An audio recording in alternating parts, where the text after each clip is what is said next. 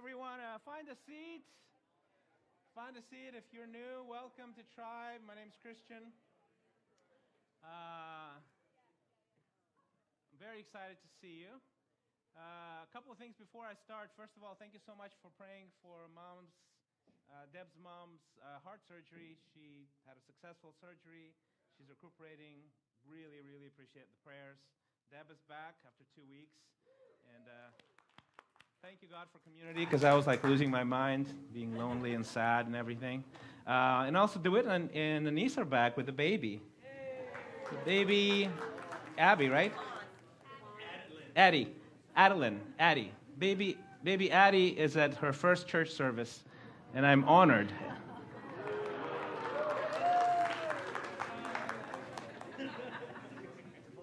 It's an honor. So, Oh, DeWan. Oh my gosh, I'm losing my mind. I can tell. You can tell I've been alone for 2 weeks. Hey, DeWan, you gonna start playing cajon again? Yeah, starting probably next week.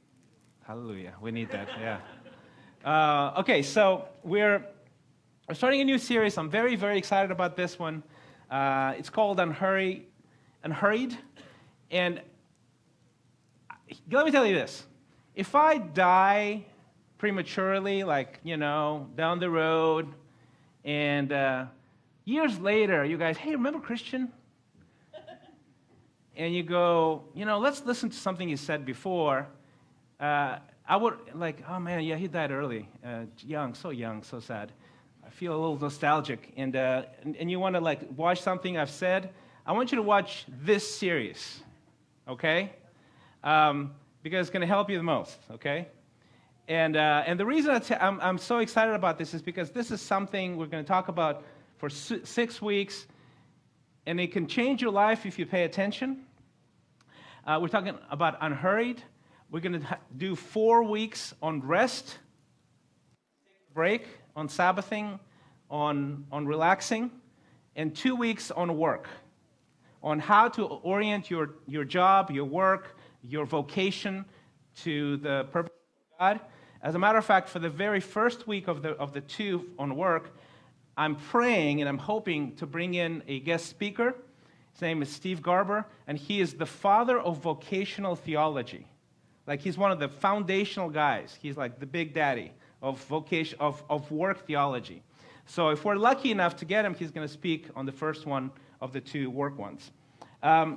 And Unhurried is, like, the title of the first message, which is today, is Unhurry Your Life. Now, that's Unhurry Your Life is not a word. I made it into a verb, so I made up this word.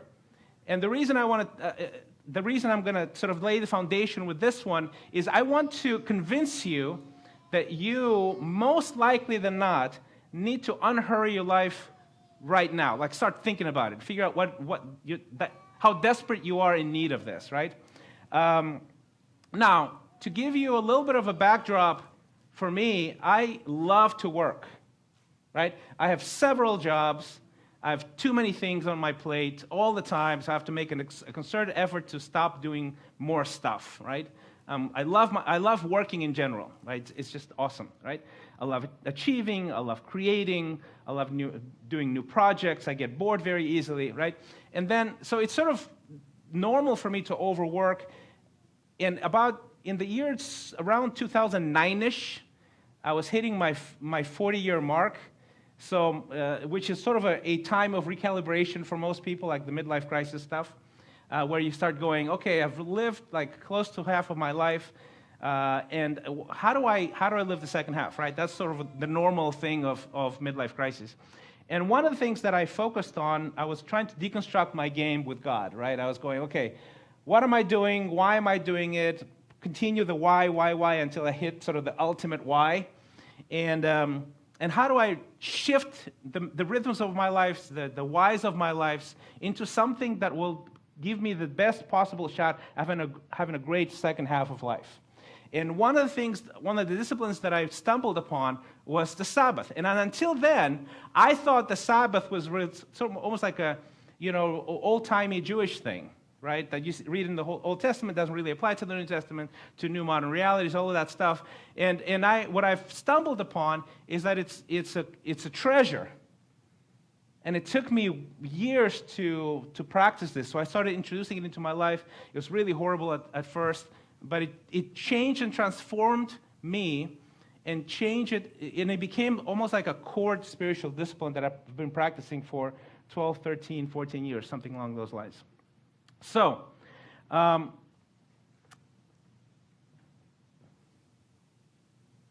thing that really clashes against Sabbathing and rest, especially just in general, but especially in Western culture, is that we desire a lot of things, right? And human desire, it's interesting, by design, it's infinite, if you believe in a creator. Because you are designed to spend eternity with God. So your desires don't end. Have you ever noticed that if you have something that you crave, a lot, dream, it could be material, spiritual, achievement, etc., anything of that sort, when you get it, it becomes old fairly quickly. Have you noticed that? Right? That you want more, something different. Your desires are infinite by design. That's what it means. Now, so human beings, since the beginning of time, have been trying to figure out what to do with that. Because we sort of intuitively understand that it's something that plagues us, like this insatiability of human beings. And different philosophies and schools of thought have dealt with it differently. For example, if you start exploring Buddhism, right, Eastern philosophies, the way it deals with desire is that it detaches you from desire. It teaches you how to be separate from desire, right? So to empty yourself. If you go to consumerism, which is actually a religion, we'll talk about it in a second, it teaches you to embrace desire, right? But if you talk about Christianity, it teaches you how to redeem desire, how to put it in the right place, in the right perspective. And Jesus teaches us to put your desires with God, align your desires with God. And all of the other desires are subordinate. Now, they're not bad desires necessarily, right? But they're subordinate to God's desires for your life. That's essentially the teaching of Jesus. Now, I'm going to read to you from Matthew 6:33. Now, this is in the NIV translation. This is something that many of us know. It's almost like an axiomatic scripture that is fantastic as a mantra. I say it to myself and to others all the time. Seek the kingdom first. Have you heard that? Seek the kingdom first. And all other things will be given to you. Seek the kingdom first. Now, I wanted to give you sort of the paraphrased version of it because it adds some nuance and some color to what we're talking about here. Here's what it says. Steep your life in God reality, God initiative, God provisions. Don't worry about missing out. You'll find all of your everyday life, everyday human concerns will be met. Let me repeat that to you. Let me ask you this. Take a breath in. Take a breath out. If you have a phone out, put your phone down just for a second, maybe for 30 minutes. Right? If you're thinking about your shopping list, the things that make you anxious, the client that makes you mad, the boss that makes you angry, the baby that makes you anxious. Pause that for a second. And read this with me, word for word, together, okay? Let's read together. Steep your life in God reality, God initiative, God provisions. Don't worry about missing out. You'll find all of your everyday human concerns will be met. Does that feel better just right away? Yes, it does. There's a quote from this guy. His name is St. Augustine, and he was an early thinker, Christian thinker. And he was profoundly influential in Western culture. You might not even know why. Like, you know how sometimes you think certain ways, you have patterns of thinking, and it's because a thinker, like 100 years ago, 200 years ago, or 500 years ago said something, and it influenced a bunch of people who influenced a bunch of people, and now you think a certain way, and you don't even know where it started. One of those people who actually shaped Western culture is St. Augustine. And the cool thing is that he was North African. He was an African, dark-skinned guy. He was a Berber in origin. And here's what he says. He says, "You have made us for yourself, O Lord, and our heart is restless until it rests in you." So what he's communicating is that we are designed to desire God.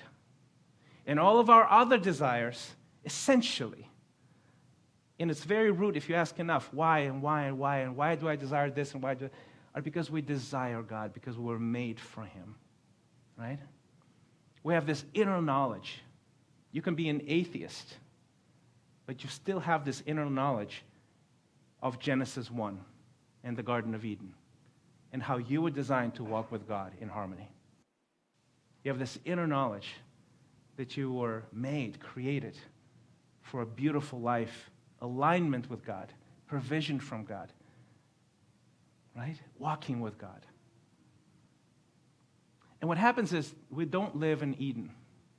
And that's why the story of Eden can be, if you really think about it deeply enough, you'll realize that there's so many things about them that sound sort of mythological and not real that are actually true when you think about them deeply enough. So the Bible teaches that we live in a post-Eden world, in a fallen world. And although at some depth, at some inner depth of your soul, you understand how you were made to be, you still crave these things that are not aligned with Eden, just like Adam and Eve did, right? And what you do in a post-Eden world, which you gravitate towards, opposed to your harmony with God, is not atheism. What it is actually is idolatry. So if you don't worship God, you worship something else, right? And hurry, as a worldview, as a lifestyle, is an idolatrous lifestyle. And it's a chronic cycle, just like everything else that is idolatrous, right? You have this frustration. Do you feel frustrated on Monday morning? You know? Or angst? Or anger, like you're behind already? Like the weeks haven't even started and you're behind? Have you felt that? That's that low-grade anxiety stuff. You know, you have this. You can have anger that you haven't achieved, you haven't caught up.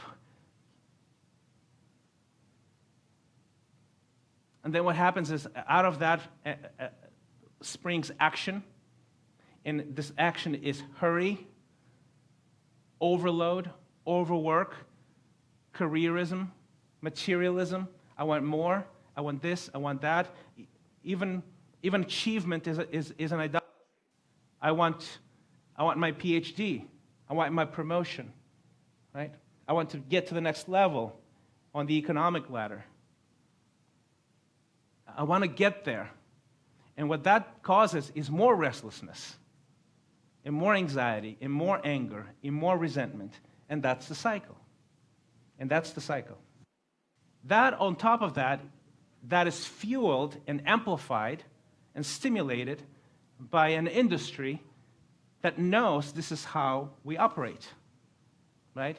There are people with,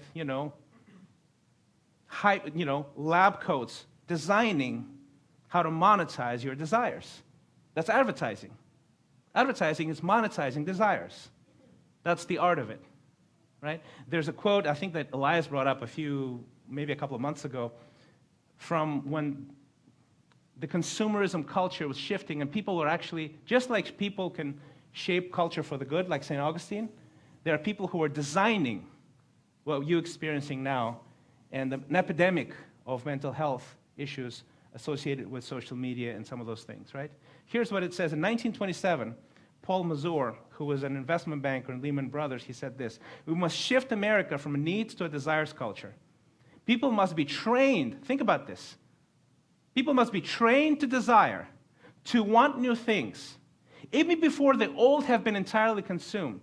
We must shape a new mentality in America. Man's desires must overshadow his needs. That is a strategic statement, a mission statement of people who designed, who influenced and impacted this society, our culture. Powerful people. That's what they wanted. And we fall for it over and over and over again, right? You know how much we spend per capita adjusted for inflation every year in America compared to 1945? Can you give me a guess how much we spend more? Obviously, we spend more. How much do we spend more than per capita in 1945, adjusted for inflation? No, but per capita, it's like 2 times, 3 times more.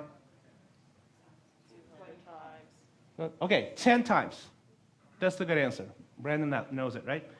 10 times more. 10! Does that blow your mind? 10 times. Compared to 1944, not in Africa, not in Vietnam, not in the Philippines, in America. Compared to an American in 1945, we spent 10 times more. It's just remarkable, right? And part of it has to do that the economic development has raised across the board, a lot of boats across the board, right? Millions of people got out of poverty, you know. And for me, it's really interesting to have this sort of dual perspective of being an American now for many years, right? But I grew up in the third world, right? So I grew up on 3 different continents, and I've seen poverty. I've been in poverty, you know, like I know what food rations can look like. You know, I lived through that. I lived through, you know, sleeping in the kitchen in a pull-out chair. For a time being, I spent 7 years in Africa, in one of the poorest countries in the world, and it was fantastic, actually, you know.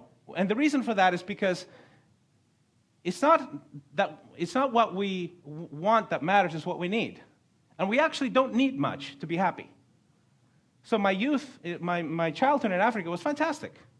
And we had food rations and all kinds of things. I've sort of told these stories here and there.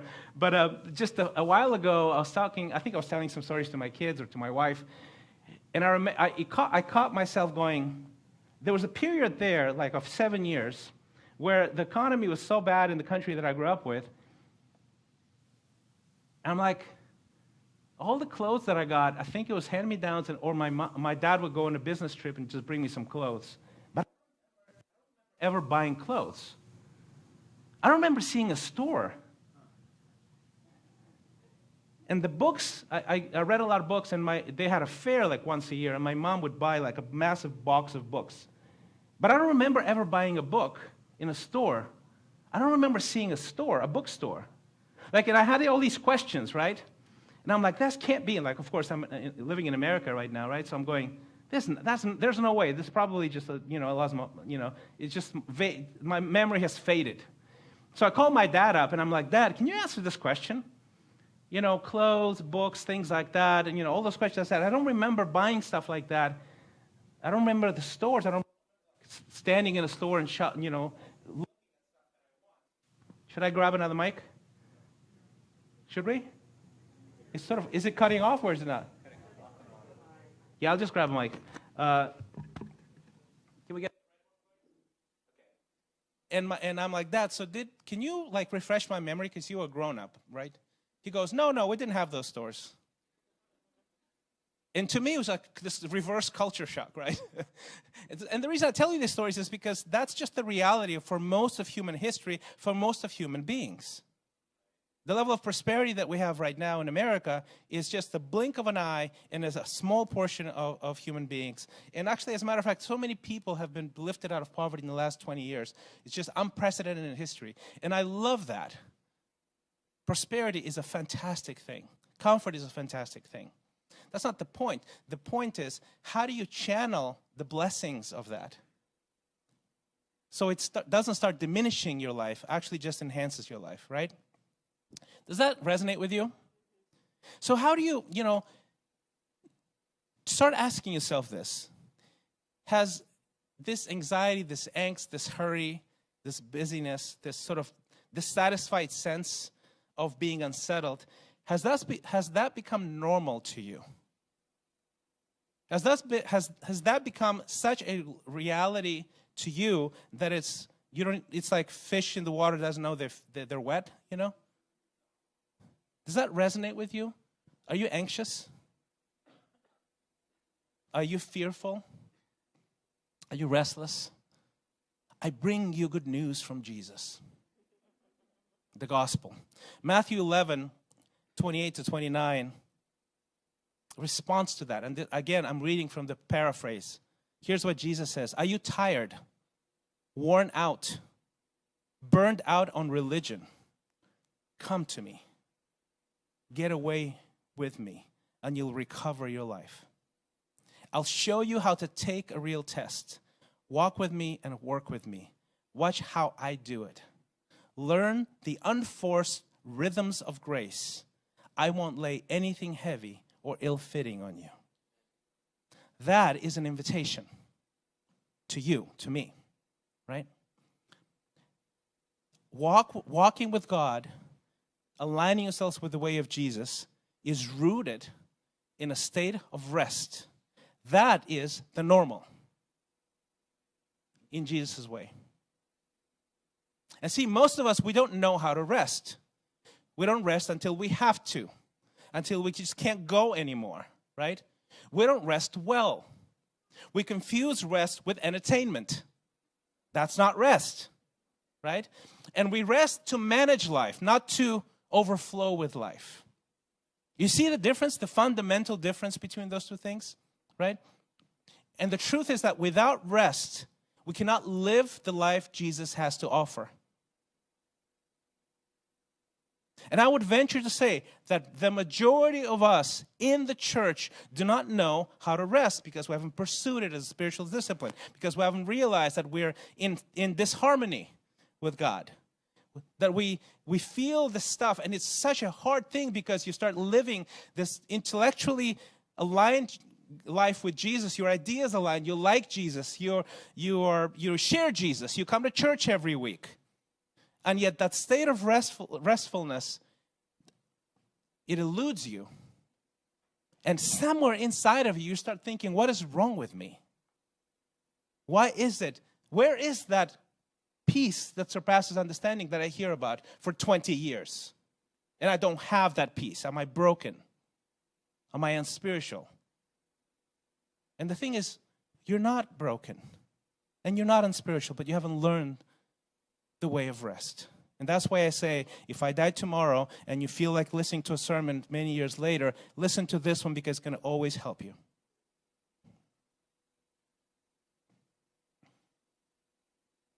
You know, 80% of healthy relationships can be fixed. Like relationships that can be achieved through healthy relationships can be fixed if you're just not reactive. Right? And the fascinating thing about that verse is that right after this verse, there's 2 stories in a row that are about the Sabbath. You can read them at home. That's not coincidence, right? So what is this? Okay, so let's talk about the Sabbath a little bit more. So let's go into the practicals. Are you ready? Okay. So Shabbat is the sort of the word. Shabbat is the Jewish word, and it simply means stop. Right? Shabbat. Now, I have another term that I just discovered recently that is awesome as well, and I'll teach it to you. Okay. Can you say dolce far niente? That's Italian. Can you say it with me? Dolce far niente. Doesn't it sound good? Dolce far niente. You know what it means? It means the sweetness of doing nothing. Dolce far niente. Now, this term is an Italian term, and it has nothing to do with the Sabbath at all, but I want to redeem it for Jesus Christ because it's a perfect term to describe the Sabbath. All right? Dolce far niente. You know what's fascinating about this deep desire? That's also a deep desire. That's the Eden desire of resting, of walking with God, of being in this idyllic, harmonious place. The Sabbath is a preview of heaven. And it's a remembrance of Eden. And the reason why I know that is true of you and I is because a lot of the advertising pulls on the strings of rest. Have you noticed that? Have you noticed like so many advertisings where there's a couple walking down the beach, right? Or Matthew McConaughey is very peacefully riding that Cadillac, you know, or Chrysler, I don't remember what it was. But sort of the smoothness of McConaughey's cadence is all about the chill, you know. All right, and you see, you know, beautiful homes, and you see candles, and you see smiling faces, you know, people in a robe and things like that. It appeals to the rest, you know.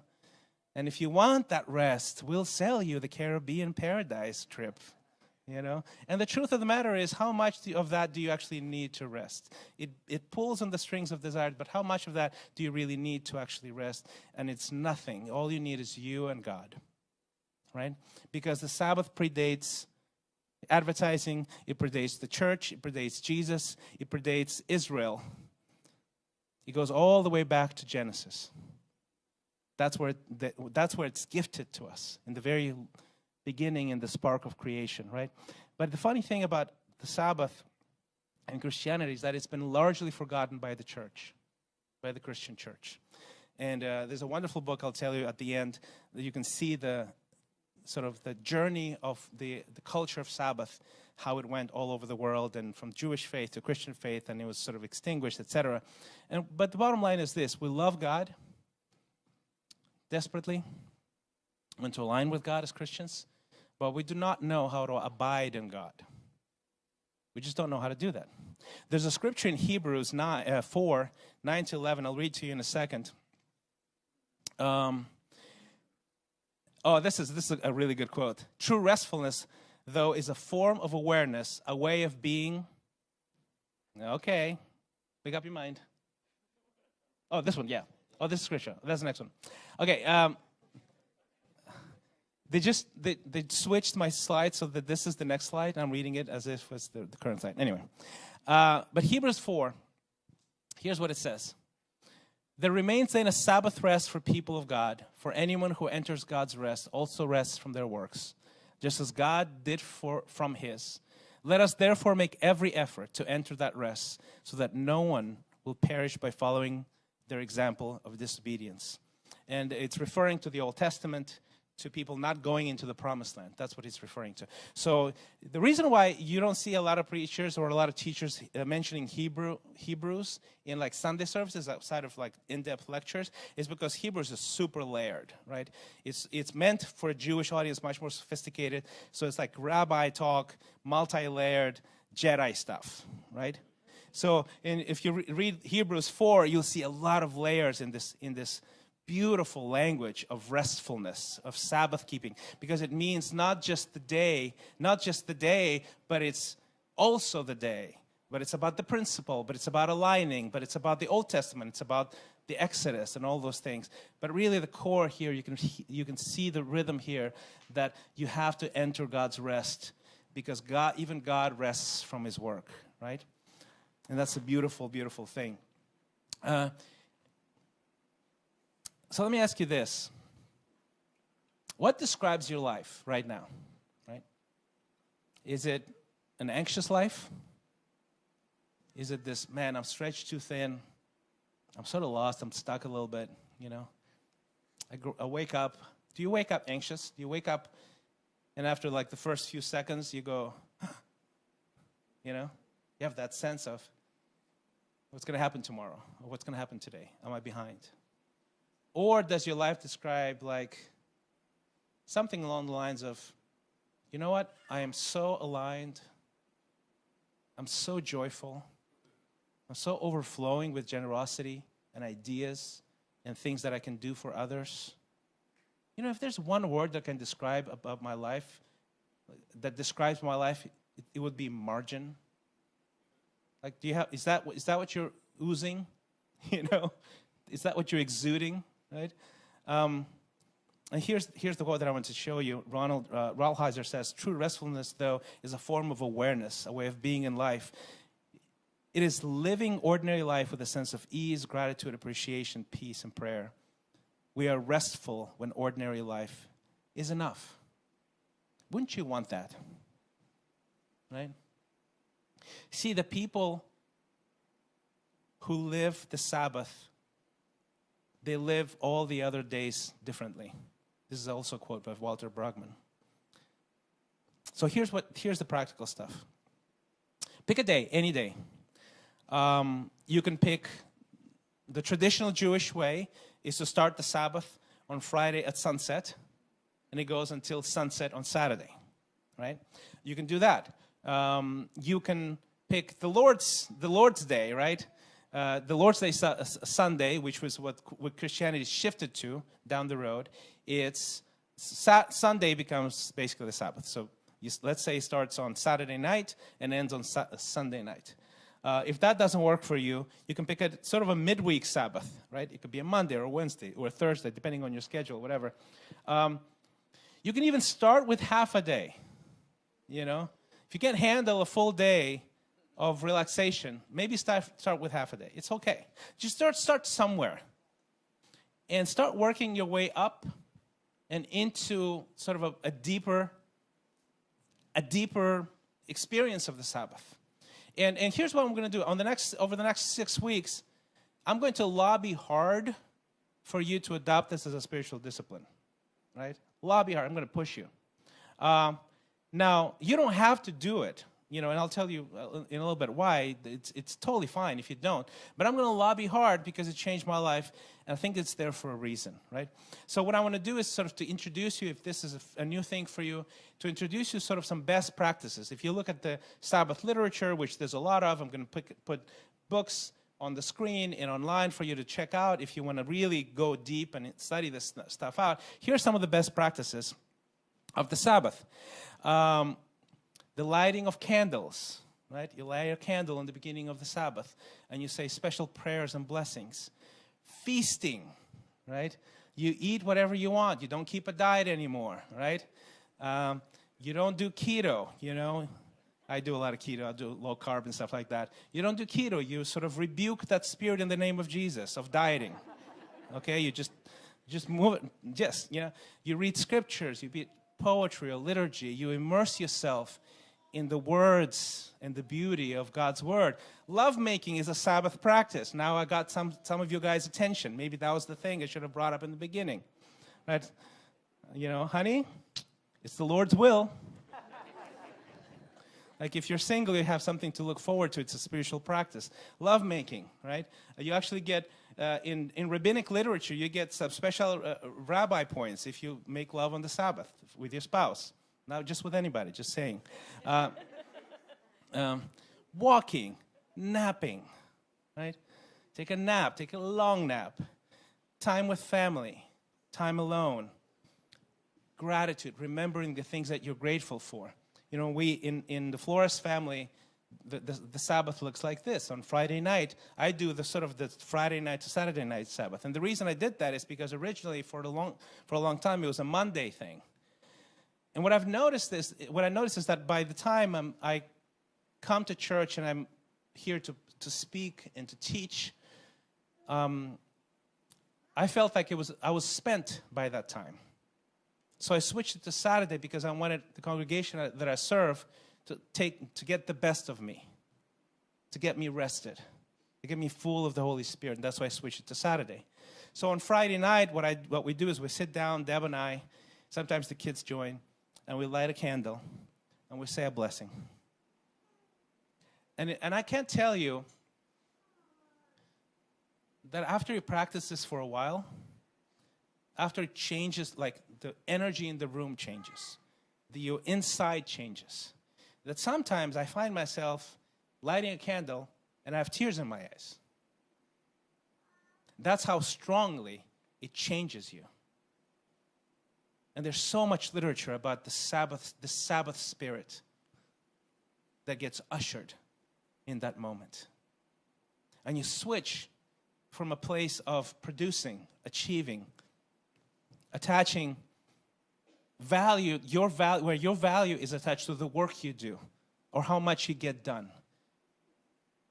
to a moment where your value is only attached that you are God's daughter or God's son. And He delights in you. And He provides in you. And He provides all of it for you. And you spend a whole day completely immersed in this reality that I have to do nothing to gain worth. And all I get is love and affirmation and provision. And that's how it starts. So then we the dieting stops. We have some wine. We eat. We feast. We go for walks. We read. We sleep in. We roll out of bed whenever. The phones are turned off. My partners, my clients, the sort of my business stuff that I do, they know they can try all they want to send me emails and Slack messages with requests, and I will not read them. I will not read their requests. And they know at the time, after a while, they get trained. That, look, if they value my work and my presence, don't bother me on the Sabbath. It's not going to happen. Right? And we go on walks, and I read stuff that, I'm very much, I really like working, actually, And that's not a bad thing. Work is from God. We'll talk about this later, right? So I read a lot of nonfiction stuff, self-help stuff, or business, or marketing stuff. Read a lot of books like that. And on a Sabbath, I do not read any of that stuff. I read completely useless literature. Just for the sake of this is awesome, this is fun, right? I listen to a lot of music. I listen to stuff that I haven't heard. I was a kid, when I was a teenager, I read a book, and I'm like, let's just read that for the sake of reading it. Right? All of that stuff, and the day just is beautiful and has a pace. And after a while, after it is established, you start fantasizing about the Sabbath. And you go, hey, Deb, can we do that for the Sabbath? And it's just a beautiful thing. And then at the end of the day, we light another candle, and we say another prayer. And we return to life, sort of in the world, engaged in service. But we return fully charged, overflowing with energy and creativity and joy. We're giddy. We can't wait to engage with the world. That's the Sabbath for us, right? Now, I want to tell you this. Elias asked me to say, hey, Elias actually said, people have really funky relationships with Sabbaths, and come from all kinds of different places. Absolutely true. So if you somewhere down the road, a long time ago, or in your youth in Christianity, it was okay, Sabbath is an Old Testament thing. Look, just study it out. Just study it out. This is an invitation only, right? It's not this, we're shifting the Christian culture to this, and we're going to be Sabbatarians now, right? That's not the point. The point is, this is a practice that Jesus practiced, that the apostles practiced. And nowhere does it say that it's a thing that is no longer good for you. Now, it does say that this is not the law, and that's true. But it's good for you, right? It's an invitation. Let me give you a sort of a delineation between commands and, do not murder, do not commit adultery, right, that are still valid. Those are commands, right? So if you commit adultery in the church, we'll talk to you. We're elders. Our elders will talk to you. We'll talk to you because that's a command. This, human flourishing, maturity, is an invitation. No one will talk to you if you don't Sabbath. As a matter of fact, we know that I've been leading tribe for a long time, and I know the majority of you don't Sabbath. I'm not mad at you. I'm just saying it's a cool thing. Maybe you'll like it, right? So look into your 2021. But let me, as I said, I'm going to lobby hard on this one, right? Look into your 2021. How is your soul? Has it expanded? Have you grown? And if not, why? If there's any year, 2 years that have thrust humanity into deep contemplation about the meaning of life, it's 2021, right?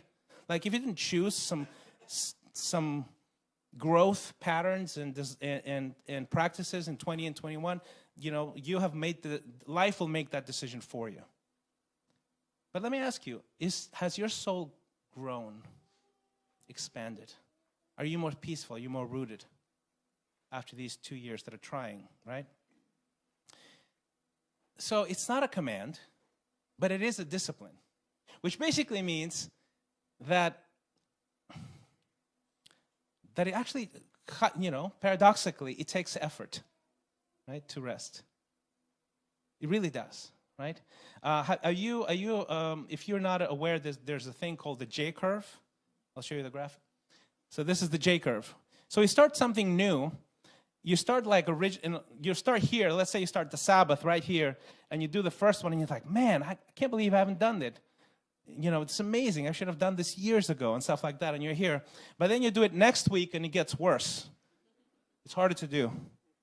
And it gets worse, and then you hit like rock bottom, and you go, this is not causing me rest. This is causing me anxiety. And what you're doing is you're experiencing the J curve. That's everything new that you start, that's how it does. Like you go to the gym after a long, long break. The first one, you're like pumped, right? And then you're hurting, and then you miss 2 because your muscles hurt too much. And it's like terrible. So you have to sort of just keep doing it until you go to the original performance level, and then you go up, right? So I remember the first time I read about the Sabbath, I read this one book, and I read, actually, by the way, one of my Sabbath practices, I read something about the Sabbath. So I have like a collection of books that I reread, then every once in a while I add another book and stuff like that, right? So, but I'm a very sort of hardworking guy. I'm a driven guy. And probably the second or third, there were some Sabbaths that you literally, for sure, experience withdrawal, like a drug addict. Withdrawal from work. Withdrawal from pushing things along, performing, finishing a project. Withdrawal that makes you miserable. And that's when it hit me that I'm idolatrous. This is an idol of mine. Achievement is an idol of mine. And it could be cocaine or it could be work. It's the same thing. You kick out the idol, and you want to not deal with it, and the idol won't let go of you. So what I want to encourage you to do is to to ease into the Sabbath, but be aware that it's not going to be good. It takes years. It took me 3 years to fully grasp the Sabbath, to get into a groove. And also doesn't stay with you, it slips, right? So if you feel feel miserable a little bit, don't give up. That's my encouragement to you. Because to say yes to the Sabbath, you have to say no to other things. If you invest in the Sabbath, you have to divest from other things. You can't have it both ways, right? And then there's this trickery in your mind. Okay, so is mowing the lawn a Sabbath thing to do? And that's why in Jewish culture, you have these endless interpretations of what constitutes a Sabbath, and it gets ridiculous. You can't push a button, that kind of thing, right? But that's the thing. So when you start it, pick a day. First of all, pick a day. Second, even start with 12 hours or something, like half a day. And you go, okay, I'm going to do 6 hours or 8 hours. Just figure it out, right? And then do it. And what's going to happen to you is that you're going to probably have one good experience and like 3 bad experiences in a row, where it's not a Sabbath, it's like Sabbath-ish. Sabbath-ish. Yeah, but, it's a Sabbath, but I have to get those emails out, But let me give you, before we go to communion and the Lord's Supper and we contemplate this, I want to give you another lobby. This is why you have to unhurry your life. Practice heaven. You practice heaven. What you're doing is you're really living it out. This is how it's going to be in heaven, right? By full immersion. You know that the best way to learn a language is how? Immersion. The best way to learn a culture is how? Immersion. The Sabbath is the practice of immersion in God's realities, God's kingdom. Because everything, none of this interferes. None of life's sort of, fallen post-Eden stuff interferes with your delight in God. The second is have fun. It's a fun thing. Isn't it amazing that from the 10 commandments, the one that is actually fun is the one that we don't practice, don't embrace? Like, it's crazy, right?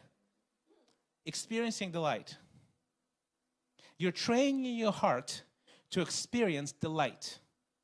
And there's studies that have been made that most of us can't even stand an hour of delight, let alone a day.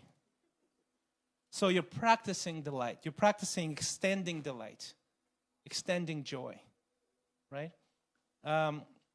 Defeat the devil. This is when you break strongholds. The Sabbath is when you break strongholds. And the reason why I tell you this is because sometimes we don't deal with the deepest strongholds in our lives because we're rushing. And one of the downsides of stopping is that you're left alone with your thoughts and your fears and your wants, right? And we don't know what to do with ourselves when we're left alone in the quiet, you know? But this is where you break strongholds. You defeat the devil because you just lean into heaven. You lean into the kingdom. The other reason is to live out of the overflow. You can turn around and start living not a reactionary life where you react to outside stimuli, outside situations, context, but you create. You're overflowing. You have so much filling you that you're doing stuff because you're filled with the Holy Spirit. It's just a very different way of being. You learn how to love deeper. Have meaningful, unhurried conversations with the people that you love. Not rushed. You don't have to be somewhere. You just talk. And you practice presence. And the last one, which is not actually at all a contradiction, is you do better work. You do better work because you're more creative. You're rooted in something, and you're working out of the overflow. And I can promise you this. Your colleagues, your clients, your bosses notice the difference when you are working out of the overflow. Not out of lack, but out of generosity and creativity and clarity. You do better work. So before I let you go and I say a prayer, let me give you a couple of books to read. I'll post this online as well. The one on the left is essentially sort of the gold standard of modern Sabbathing. And it was written by Abraham Joshua Heschel. It's a must-read. It's a classic. He's a rabbi, and I've reread this maybe 5 times. You know, just small pieces here and there. It's an amazing piece of work, and you'll love it. And it's an easy. It's a short read. The one on the right, it's if you're a little bit more intellectually, like historically curious about history, and I love history.